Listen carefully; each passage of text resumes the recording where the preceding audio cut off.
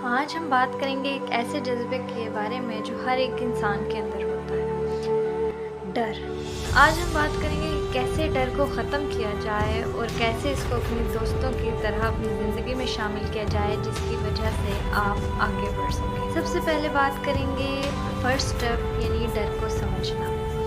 डर को समझने से मतलब ये है कि जब हम कोई नया टास्क या सब कुछ नया स्टार्ट करते हैं तो जो डर है वो नेचुरल होता है। वो हमें ये बताता है कि अब हम जो हैं वो अपने कंफर्ट जोन से निकल चुके हैं। इस तरह कहा जा सकता है कि डर जो है वो एक अलार्म है जो हमें बताता है कि अब हम अपने सेफ जोन से निकल चुके हैं। ये एक अलार्म है जिसे एक अलार्म के तौर पर लेना चाहिए, लेकिन बाज़ औक़ात हम इसे बहुत ज़्यादा सीरियस ले लेते हैं। जो सेकंड स्टेप है वो ये है कि छोटे छोटे कदम।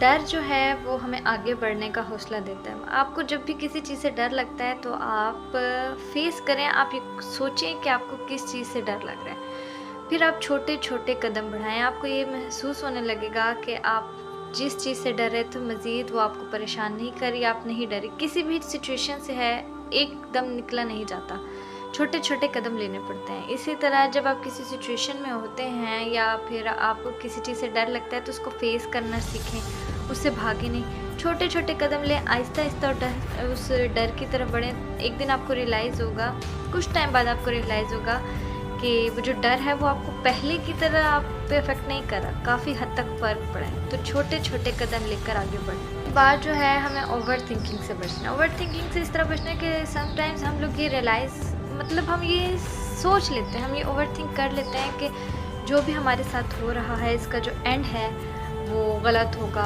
यानी अगर हम जिस चीज़ से डरते हैं हम खुद ही ओवर थिंक कर लेते हैं कि ये जो डर है अगर ये हमारे सामने कभी आया या हमें इसे कभी फेस करना पड़ा तो इसके जो लास्ट होगा, जो इसका एंड होगा वो गलत होगा। सबसे पहले तो हमें इस सोच पर काबू पाना है, हमें रियलिस्टिक रहना है, हमें ओवर थिंक नहीं करना।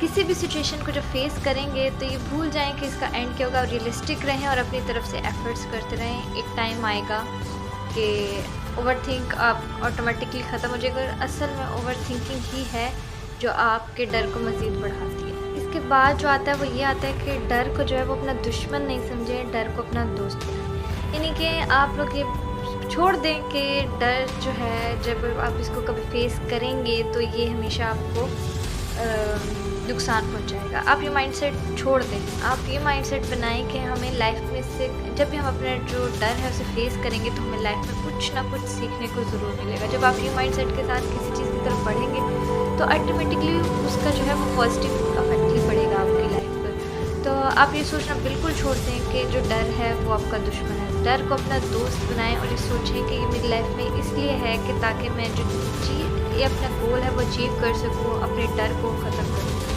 तो सबसे पहले आपने अपने डर को अपना दोस्त बनाना है। उनकी जो है वो कभी रुकती नहीं है। आपके सामने मुख्तलिफ चैलेंजेस आएंगे, आपको उनको फेस करना है। जो डर आपके जहन में है उसको निकालना है।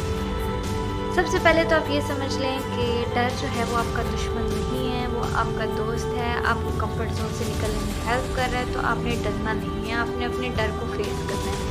इसके बाद जो दूसरी बात है वो ये है कि आपने ओवर थिंक नहीं करना। किसी भी सिचुएशन में ओवर थिंक नहीं करना। छोटे छोटे कदम बढ़ाने के बाद एक टाइम आएगा कि आपको फील होगा कि जो वो डर है वो पहले की तरह महसूस नहीं हो रहा। तो आज की वीडियो सिर्फ इतनी थी। इंशाल्लाह आप लोगों से बात होगी नेक्स्ट टॉपिक पे, किसी भी टॉपिक पर।